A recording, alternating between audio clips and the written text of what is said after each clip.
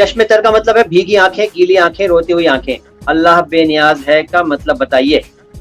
اللہ کو کسی کی ضرورت نہیں. بے نیاز مطلب اس کو کسی کی ضرورت نہیں. تپش کا مطلب ہے گرمی.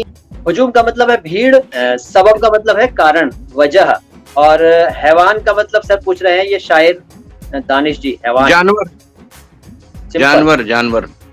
اور بردبار کا مطلب پوچھ رہے ہیں وسیم جی. بردبار یعنی صبر کرنے والا، حوصلہ رکھ، صبر و ہمت والا، حوصلہ رکھنے والا. در پناہ خدا یہ لکھا موہت مالویہ نے. اس کا مطلب کیا ہے سر؟ یعنی خدا کی پناہ میں دیا، خدا حافظی کرنے کے لیے بھی کہتے ہیں. پختہ کا مطلب ہوتا ہے پکا.